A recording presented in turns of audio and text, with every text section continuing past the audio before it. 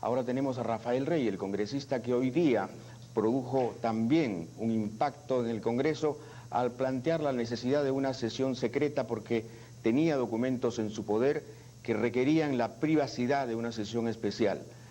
El pedido fue negado, pero Rafael Rey está con nosotros para contarnos de qué se trata. Y se trata de algo grave, porque él ya hizo un anticipo. Se trata de que habría conmutaciones de pena y permisividades de tipo legales para terroristas. Esto evidentemente constituye un agravio a las miles de víctimas y a los deudos de las víctimas y también un peligro de tipo social y político respecto de lo que debería ser una rígida, una mantenida política de Estado frente al terror. Rafael Rey, buenas noches. Buenas noches, César. Muchas gracias por la invitación. Permíteme solamente... Quiero insistir en algo. El señor Rey ha sido convencido por quien les habla para venir acá. Eso es hidalgo reconocerlo. Muchas gracias, César. Yo quiero empezar por decir una cosa que lo tenía pensado hace mucho tiempo, que aprovecho esta ocasión que tengo, de felicitarte porque eres de los pocos periodistas que se han ocupado de investigar, no tiene nada que ver con el tema que vamos a hablar ahora, las irregularidades y corrupciones que existen en la Municipalidad de Lima. Y ha sido uno de los pocos periodistas y el que más, con mayor meticulosidad, ha investigado las cosas y ha encontrado algunas de las cosas que nosotros habíamos encontrado también. Nosotros hemos tenido diferencias, probablemente seguiremos teniendo diferencias en otras cosas, pero creo que es absolutamente hidalgo reconocer eso. Quizá hay otros que tienen contratos de publicidad, ¿no es cierto?, que incluyen entrevistas y que entonces se ven un poco atados de manos para hacer investigaciones por su cuenta para descubrir la corrupción. Pero bueno, vamos al tema. Nosotros hemos recibido una información de que se han concedido cientos de indultos y conmutaciones de penas a acusados por terrorismo.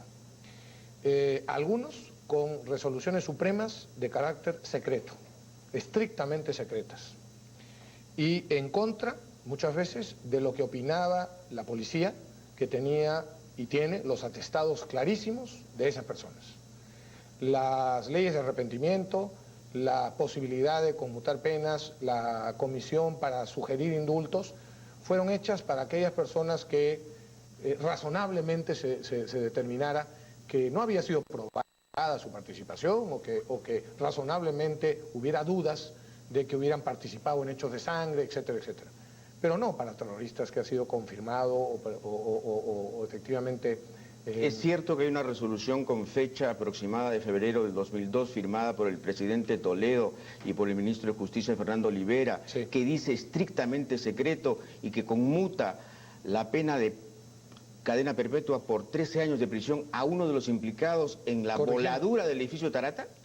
Sí, a uno de los implicados... ¿Es cierto eso? Sí, en uno de los implicados en la adquisición de la vivienda. Donde se armó el coche bomba. Donde se armó el coche bomba de Tarata, según la información que tenemos, del mercado mayorista y de la bomba en Tepsa.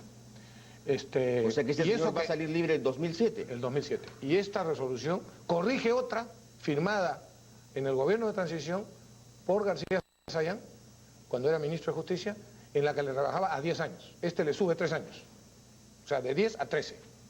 Y el carácter secreto de esa resolución es, por ley.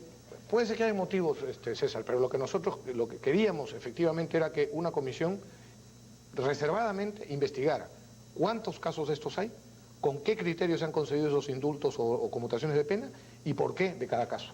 Simplemente porque ya uno empieza, ante la situación que estamos viviendo hoy día y lo que está sucediendo en el país, y empezaron los secuestros de nuevo, y empezaron las acciones terroristas, etc.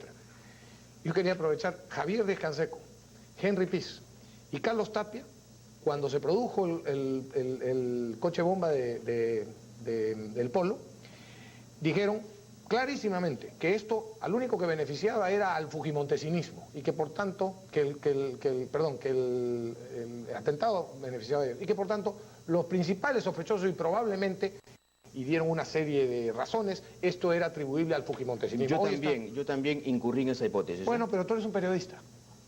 Uno es experto senderólogo y los otros son vicepresidentes del Congreso de la República, ¿de acuerdo? Es muy lícito. Ahora ya está aprobado que fue sendero. Que fue sendero luminoso. Muy bien. ¿Cuál es la situación actual?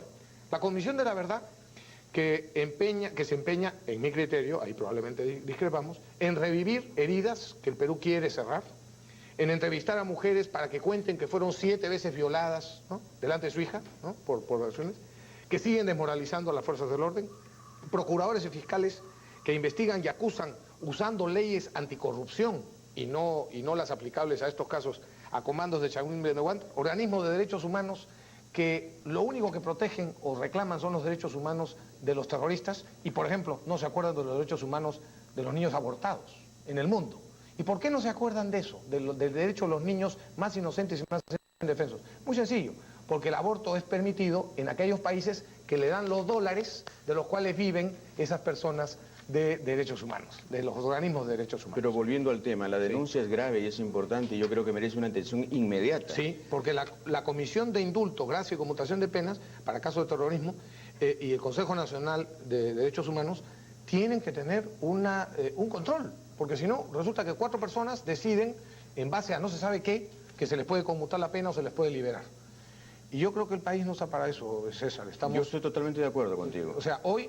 No se trata aquí de Nelson Mandela y su movimiento contra el apartheid, no se trata de un movimiento humanista, mayoritario, que peleaba contra una opresión racista. Aquí se trata de gente asesina que mataba civiles y que baleaba en la nuca creyendo que así podía instaurar una dictadura polpotiana y genocida. O mataba a militares, no nos quedemos con los civiles, o mataba a militares que no tenían... Así es, y no en combate necesariamente, sino simplemente los mataba por la espalda y en secuestros. A eso hay que añadir, César, y eso es otra de las cosas que queríamos que se viera y se investigara, que hoy en los penales, por la flexibilización que hubo durante la gestión, dicho sea de paso, de García Sayán, hoy los terroristas tienen celulares, los fiscales, tengo aquí un informe de fiscal, ya no pueden entrar, porque los presos están de 6 de la tarde a 6 de la noche, de 6 de la mañana a 6 de la tarde, libres en el patio, ya no entran a sus celdas. Lo que dijo Benedicto Jiménez no ha sido descartado. La policía está harta, César, harta de lo que está sucediendo en el Perú.